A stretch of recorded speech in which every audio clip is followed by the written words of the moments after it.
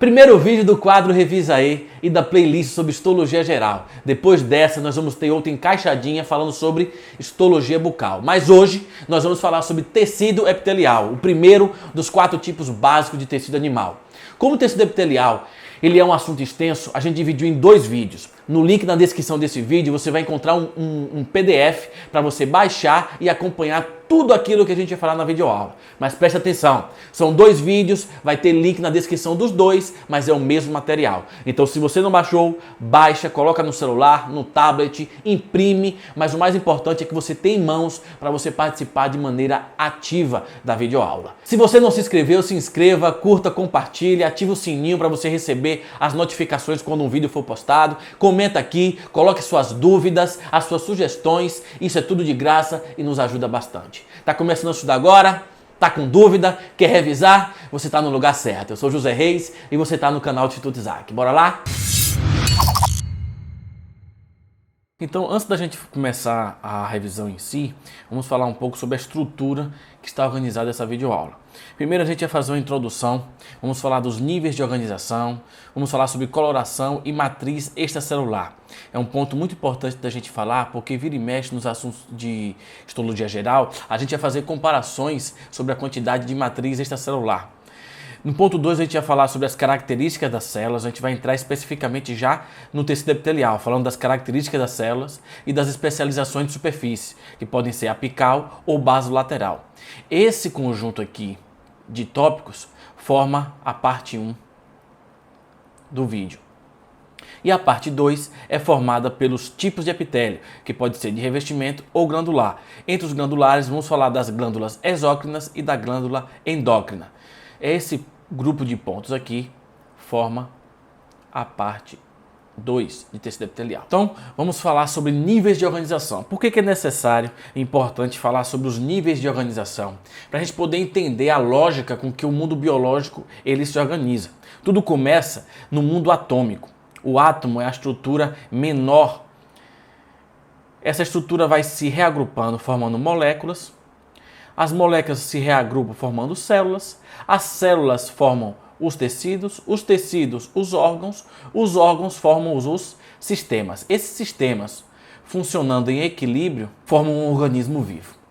Entendendo toda essa lógica que a gente passou aqui, a gente consegue descobrir o ramo de estudo da histologia, que é o tecido. O livro de Junqueira e Carneiro define histologia como a ciência que estuda o tecido e como essas se organizam para poder formar um órgão. Então, o tecido é o objeto de estudo da histologia.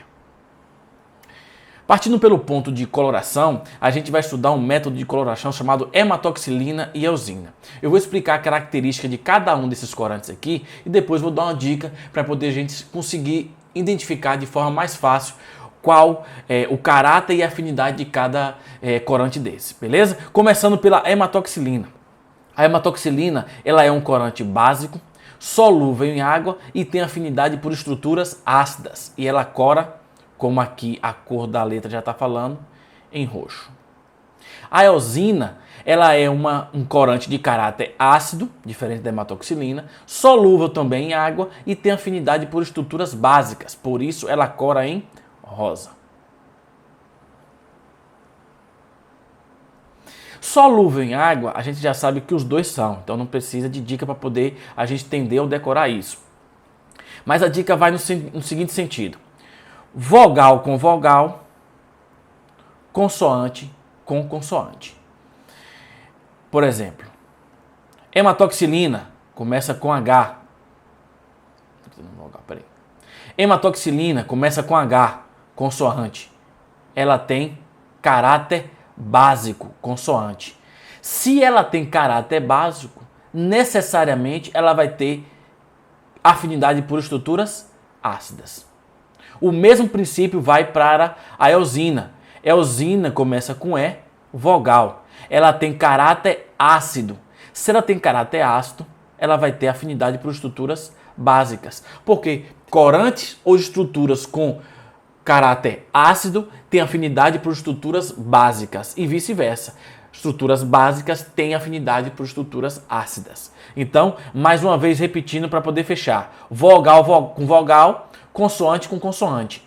Começando pela hematoxilina, que começa com H. O problema vai ser você achar que a hematoxilina começa com E. Começa com H. Então, consoante H de hematoxilina, ela tem caráter consoante básico, B de básico. Se a hematoxilina ela tem caráter básico, ela vai ter afinidade por estruturas ácidas. A eosina. Eosina, E, vogal E, ela tem caráter ácido, vogal A. Logo, ela vai ter afinidade por estruturas básicas. A gente pode ver aqui nessa figura aqui, ó, a hematoxilina corando o núcleo, que é uma estrutura mais ácida da célula. E temos também a eosina corando o citoplasma, que é uma estrutura mais básica na célula. Falando um pouco sobre matriz extracelular, deixa eu mudar a canetinha aqui para preto. A matriz celular é um composto complexo de moléculas que fica fora dos limites da célula. Por exemplo, numa estrutura aqui, num quadrinho para poder facilitar entender, se a célula fosse essa bolinha preta, o citoplasma estaria fora dos limites, circundando essa célula. Um dos principais componentes dessa matriz extracelular são as fibrilas de colágeno. Antigamente, os cientistas achavam que a interação entre MEC e célula era muito básica, proteção mecânica contra qualquer ataque diretamente para a célula. Só que hoje descobriu-se que essa interação é muito maior do que se pensa. Por exemplo, na membrana da célula, na membrana plasmática da célula, existem receptores que controlam a composição dessa matriz extracelular. Então, a interação matriz-célula e célula-matriz é muito maior do que se pensava antigamente. Partindo especificamente para o tecido epitelial, o tecido epitelial é um tecido de origem ectodérmica, né? Possui células poliédricas e justapostas, e os seus tipos são basicamente ligados às suas funções. O tecido epitelial ele obedece duas funções, a função de revestimento e a função de secreção. Pela função, nós falamos também dos tipos de epitélio. Existe o epitélio de revestimento, cadê a canetinha que está? Aqui. Existe o epitélio de revestimento e o epitélio de secreção, que é o epitélio glandular. O tecido epitelial também tem pouca matriz extracelular. E aqui embaixo nós temos uma foto de cada tipo de tecido epitelial. Esse é o de revestimento. A gente consegue perceber aqui uma camada de tecido epitelial revestindo, né? Ó. Essa aqui são as células, você vê pelos núcleos, você identifica pela posição dos núcleos, está aqui em azul escuro e claro, né? E nós temos também o epitélio glandular, que é o epitélio de secreção, que é toda essa estrutura aqui. Falando um pouco sobre as características da célula, no slide anterior a gente falou que as células do tecido epitelial são justapostas e poliédricas. O que é ser justaposta? É, por exemplo, como a gente colocasse balões em uma caixa. Se você colocar uma caixa de 1 metro quadrado e colocando um balão por vez, a gente vai perceber que esses balões, com o passar do tempo, vão se apertar. E quando eles se apertarem, cada vez que você coloca mais balões dentro dessa caixa, eles vão ficar justapostos, ou seja, próximos umas das outras. Então, por essas células serem justapostas, próximas umas das outras, bem coladinhas umas com as outras, existe pouco espaço para ter matriz extracelular, entendeu? E por ela também ser justaposta, as células do tecido epitelial ganham a característica de serem poliédricas, ou seja, terem várias faces. Então, ela é poliédrica por ser justaposta. Lembrou? Na caixa, vários balões. Esses balões começam a ser próximos uns dos outros. O espaço interbalões ou o espaço intercelular começa a ser menos, ou seja, pouco espaço para a matriz extracelular. E por essas células estarem próximas umas das outras, elas adquirem várias faces, ou seja, elas passam a ser poliédricas. Então, grava aí, característica das células do tecido epitelial é serem justapostas e serem poliédricas. Nessa foto aqui a gente consegue entender, ó, a gente consegue ver elas próximas umas das outras. A limitação entre uma e outra é muito pouca. Vamos falar das regiões dos polos, para a gente poder ter uma noção e uma caracterização de quais são as regiões e polos quando se fala de uma célula. Nós podemos falar de região ou polo apical, que é essa parte superior. Então, a parte apical ou polo apical é a região superior. Temos também a região ou polo basal, que é a parte mais abaixo. A parte superior, apical, a parte inferior, a parte basal, de base. E aqui nessa figura, a gente tem a representação da membrana basal, que é essa verdinha aqui, ó, e a lâmina própria. Né? E aqui tem essa parte aqui de tecido conjuntivo, porque até uma observação que você pode fazer aí no seu material. Praticamente todo o tecido epitelial, ele está embasado, ou seja, está ancorado embaixo de um tecido conjuntivo. Então, praticamente todos os tecidos epiteliais, eles são embasados ou são ancorados em um tecido conjuntivo. Uma outra observação que você pode anotar aí no seu material é que uma importante dica para você perceber a localização da célula é percebendo onde está o seu núcleo. Com a localização do núcleo, a gente consegue perceber quantas camadas de células estão presentes naquele tecido. Se é uma camada só ou se é mais de uma. Beleza? Duas observações aí que são de grande valia para você identificar. A gente falou que tem a parte apical e a parte basal, mas existe também uma outra região, o polo, uma região interessante da gente falar, que é a composição de duas regiões. Essa aqui é a região basal, essa aqui é a região lateral. A composição dessas duas regiões formam a região basolateral. O nome é muito tranquilo de deduzir, né? Então, apical, a parte superior, basal, a parte inferior, geralmente fica voltada para essa camada de tecido conjuntivo, e a basolateral é a junção da região lateral com a região basal. Vale a pena a gente chamar a atenção sobre duas estruturas e a gente falar um pouco mais especificamente. Essas duas estruturas são a lâmina basal e a membrana basal. Vou caracterizar cada uma delas, depois a gente vai conversar sobre essa imagem de microscopia eletrônica aqui em cima do slide. A lâmina basal, ela é uma estrutura eletrodensa. Na microscopia eletrônica, nós temos duas estruturas, as estruturas eletrodensas e as estruturas eletronlúcidas. Muito simples de entender. As estruturas elétron-densas, por serem densas, elas não permitem que os elétrons atravessem a sua estrutura. O resultado disso é que estruturas eletrodensas geram imagens pretas, porque os elétrons não passam. Em contrapartida, as estruturas elétron-lúcidas permitem que esses elétrons passem por entre a sua estrutura. Permitindo os elétrons passarem, elas geram imagens brancas.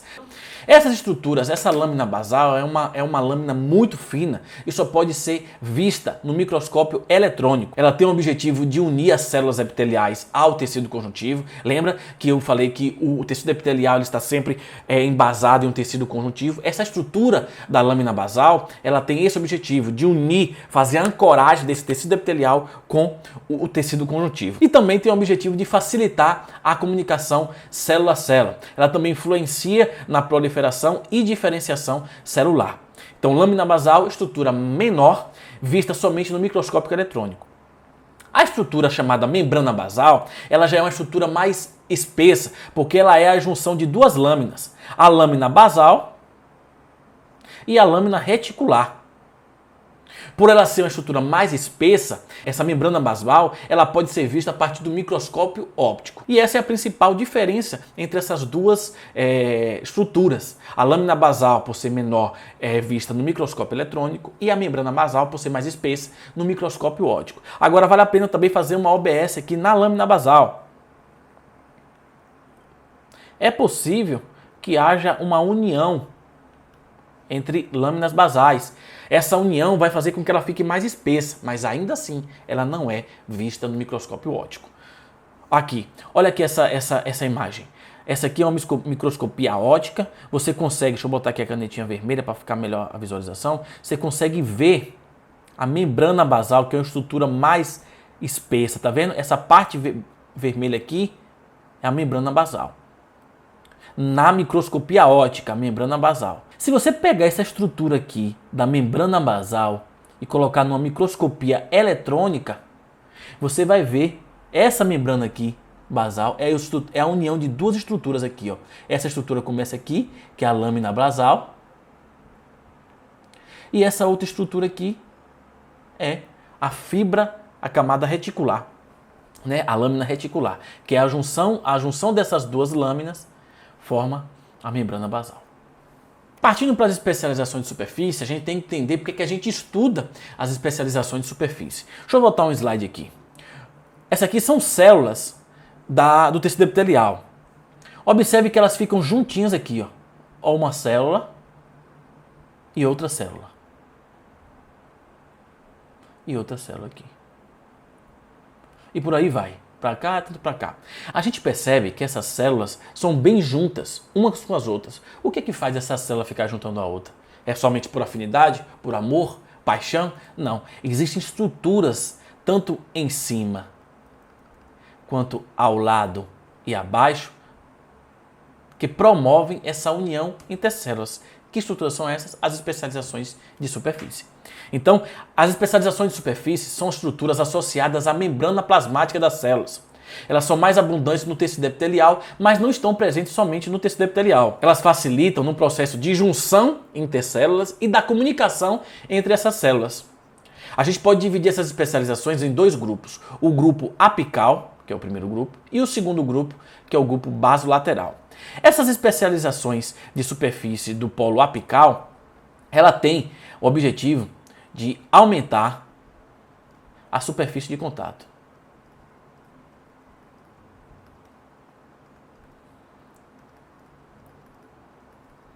Aumentando essa superfície de contato, ela aumenta também o poder absortivo, ou seja, aumenta a absorção da região onde elas estão presentes. Entendeu? Então, no grupo de especializações do polo apical, nós temos os microvílos, os estereocílios e os cílios e flagelos. No grupo de especializações do polo basolateral, nós temos as interdigitações, nós temos as junções intercelulares, zonas de oclusão, as zônulas ou zonas de adesão, os desmossomos, os hemidesmossomos e as junções comunicantes.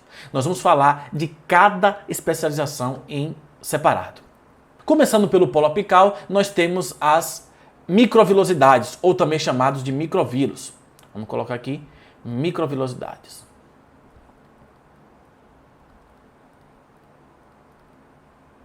Essas microvilosidades são projeções citoplasmáticas em formato de dedo. Deixa eu colocar aqui a canetinha para a gente visualizar com mais facilidade. Ó, são projeções citoplasmáticas em formato de dedos. Aonde essa especialização está presente são locais que demandam uma absorção intensa. Elas possuem feixes de filamentos de actina dentro da sua estrutura. Elas se permeiam entre si e com a membrana plasmática das projeções. Essa estrutura mais pretinha que está dentro dos microvírus. Ó, ela é toda recheada desses filamentos de actina. Em locais em que exige uma absorção mais intensa, é formada uma borda estriada, que é a composição desse microvírus, mais uma estrutura chamada glicocálix, ou glicocálice. Essa estrutura aqui, esses rabiscos aqui que estão aqui em cima, tá vendo?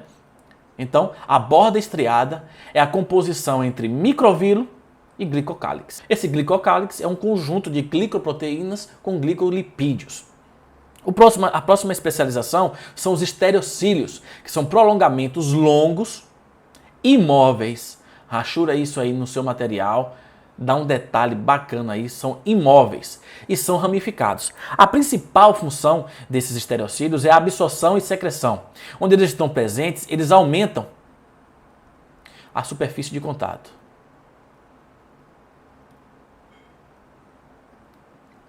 Além também que nós temos os quinocílios ou sinocílios, né? Que são os estereocílios com propriedades sensoriais. A próxima especialização de superfície são os cílios, que diferentemente dos estereocílios, eles possuem mobilidade, são móveis. São prolongamentos mais numerosos e dotados de mobilidade. Então, diferença entre cílios e estereocílios, olhos estereocílios, são prolongamentos longos, ramificados e imóveis, não possuem mobilidade. Os cílios são prolongamentos numerosos e que possuem mobilidade. Eles são formados por membrana plasmática, são menores em relação ao flagelo, que é a próxima especialização que nós vamos falar, e possuem um movimento de vai e vem. Esse movimento de vai e vem é um movimento frenético, que faz com que essa estrutura ela gaste ATP, adenosina trifosfato. O que é adenosina trifosfato, ou ATP? É a energia prontamente utilizável do nosso organismo. Então é uma estrutura menor que exerce um movimento frenético. Esse movimento frenético, ele gasta energia. Eles possuem uma matriz de microtúbulo que compõe a sua estrutura baseada nessa fórmula aqui, ó. O que significa essa fórmula aqui? Significa são 9 pares ao redor mais um par central. A gente pode ver aqui, ó. Deixa eu botar a canetinha vermelha. São 9 pares ao redor e um par central. Beleza? Então essa é a estrutura desse cílio, para poder fazer toda essa estrutura que movimenta de forma frenética todo o cílio. E essa estrutura toda está fincada sobre o chamado corpúsculo basal. Como a gente pode ver aqui, ó. É essa estrutura que dá todo o suporte para o cílio fazer esse movimento de vai e vem. Em contrapartida, né, entre cílio, temos o flagelo, que é uma estrutura maior, também dotada de mobilidade, mas a diferença é que ele é único. Ele é pouco presente e somente existe nos espermatozoides, no ser humano. Então, vale a pena a gente criar um quadro aqui entre semelhanças e diferenças de cílios e flagelo. Entre as semelhanças, nós temos a função, os dois possuem a mesma função, que é a função de mobilidade ou de locomoção. Mobilidade. Eles possuem também a mesma origem, que é o cinetossomo. E também possui uma mesma estrutura. Tranquilo? Entre as diferenças, nós temos a quantidade, porque os cílios têm muito mais quantidade do que o flagelo, que é único. Olha o flagelo aqui, ó. Uma estrutura única.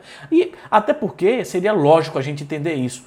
Porque já que os cílios ele tem essa estrutura, esse movimento de vai e vem frenético, não seria viável para o organismo ter uma estrutura grande e única que se movimentasse freneticamente. O gasto de energia seria imenso e seria inviável energeticamente para o nosso organismo. Então, entre as diferenças nós temos a quantidade, que os cílios são em maior quantidade do que o flagelo, o tamanho, os cílios são bem menores do que o flagelo, e o movimento. Indo agora para as especializações da região basolateral, nós temos aqui as interdigitações, que são dobras da membrana plasmáticas que têm a função de garantir a coesão celular. Olha elas aqui, ó, as interdigitações. São dobras. Observe que aqui, especificamente, uma membrana plasmática, ela se dobra juntamente com a outra. Essa dobra de uma com a outra garante mais coesão entre célula a célula. A segunda, e é um subgrupo desse grupo de especialização, são as junções intercelulares, que são estruturas que cumprem um papel de vedação, adesão e comunicação intercélulas. Elas são subdivididas entre esses 3 grupos aqui, ó. E a ordem de aparição delas aqui vai do polo apical ao polo basal, de cima para baixo. Começando pelas junções impermeáveis, que é formada pelas zonas ou zônulas de oclusão, onde ela está aqui, ó, a primeira. Seguindo das junções de adesão, nós temos as zônulas ou zonas de adesão, que são essas aqui, os desmossomos e os hemidesmossomos, que ficam na parte mais basal. E entre as junções de comunicação, nós temos as junções comunicantes, ou também conhecidas como junções G. Antes de falar particularmente das especializações, vamos entender o que é primeiramente uma zônula. Uma zônula é uma região parecida com um cinturão que envolve toda a célula. Essa região, ou esse cinturão, está intrinsecamente ligado com a função de permeabilização. Ou seja, quanto mais zônulas, menos permeabilidade. Quanto menos zônulas, mais permeabilidade. Então é um processo aí inversamente proporcional. Partindo então para entender especificamente as zônulas ou zonas, nós temos primeiro a zônula de oclusão. Vou botar a ganetinha preta aqui que eu gosto mais da preta. Zônula de oclusão, aqui no esquema denominada de ZO. Elas são zonas mais apicais, estão mais acima e promovem uma extrema adesão e vedação. Já a zônula de adesão, ou denominada aqui no esquema de ZA, ela circunda toda a célula, obviamente, porque é uma zônula. Observe aqui nessa microscopia que nós temos aqui a zônula de oclusão e a zônula de adesão.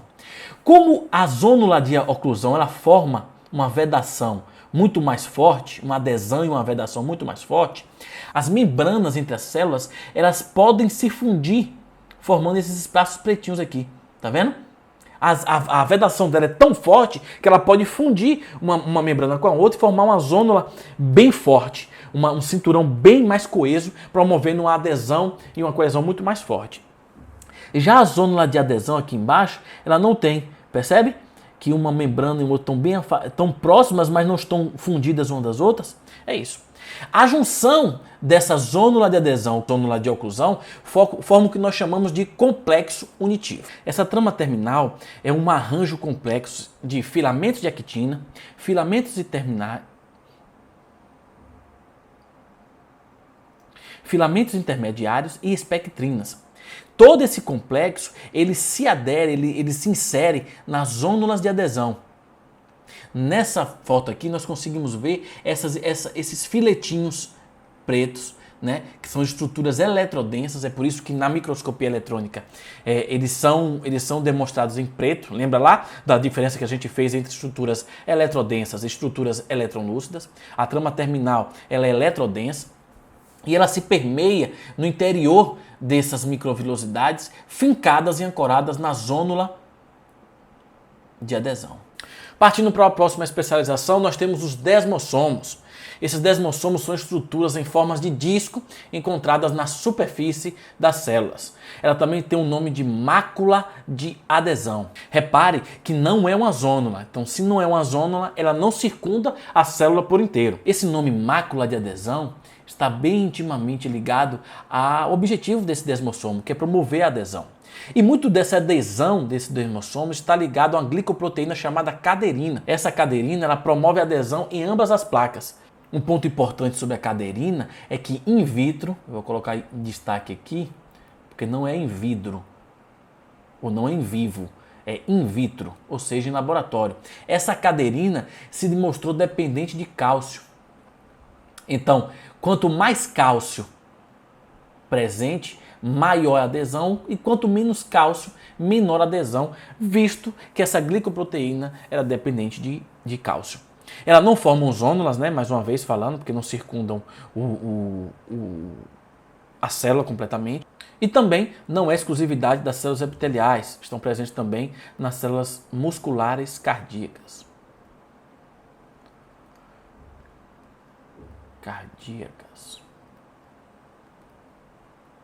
Na parte intracelular, ou seja, no interior da célula, existe a formação de uma placa de ancoragem. Essa placa de ancoragem é um complexo de 12 proteínas mais queratina, que juntamente eles fixam e geram uma adesão maior. Vale a pena lembrar, como diz o saudoso Jotinha, que não está mais entre nós, que em células que, como ela não é exclusivamente de células epiteliais, em células que não são epiteliais, filamentos intermediários não são de queratina. Ela pode ser de desmina ou de vimentina. E agora as duas últimas especializações. A primeira são os hemidesmossomos. Toda vez que você ouvir de hemidesmossomo, você vai lembrar de hemisfério. Fala, por que eu vou lembrar de hemisfério? Porque você vai lembrar que você quebrou o hemisfério no meio e descobriu que esse hemis significa metade. Então, o hemisfério é metade de uma esfera. Nós temos hemisfério norte e hemisfério sul. Da mesma forma, esse M aqui do M desmossomo quebra o desmossomo no meio. Então o M desmossomo nada mais é do que a metade da estrutura de um desmossomo. Eles prendem a célula epitelial na lâmina basal, na parte de baixo. Por isso que o M desmossomo ele está mais na parte basal. Ao contrário dos desmossomos, em vez da caderina, os M desmossomos possuem a integrina. A diferença da integrina para a caderina é que na integrina eles possuem receptores de moléculas de matriz extracelular. E para terminar, nós temos as junções comunicantes, também conhecidas como junção GAP. Onde existem essas junções, as membranas dessas células são mais próximas umas das outras. Elas ficam cerca de 2 nanômetros mais próximas. Essa proximidade entre uma membrana para outra é muito graças a uma estrutura chamada conexon. Olha lá que não é o perfume Conexon do Boticário, hein? Se liga. Esse conexon é uma unidade estrutural formada por 6 moléculas de conexina. Essas 6 moléculas aqui, ó, 1, 2, 3, 4, 5, 6. Essas 6 moléculas formam esse poro. Poro, vou botar aqui, ó, não é polo, é poro hidrofílico. Esse poro formado por esse conexo, quando aberto, garante a comunicação entre as células pela passagem de hormônios, íons ou outras substâncias e moléculas entre uma célula e outra. Terminamos aqui a primeira parte. Até agora, a gente já falou sobre coloração hematoxilina e eosina, falamos sobre matriz extracelular e falamos sobre especializações de superfície. Se você não é inscrito no canal, se inscreva, curta esse vídeo, compartilhe. Coloque suas dúvidas e sugestões aqui nos comentários, isso tudo é de graça e nos ajuda bastante. Faz o seguinte, antes de assistir a parte 2, dá uma revisada no material impresso e eu te espero no próximo vídeo. Um abraço.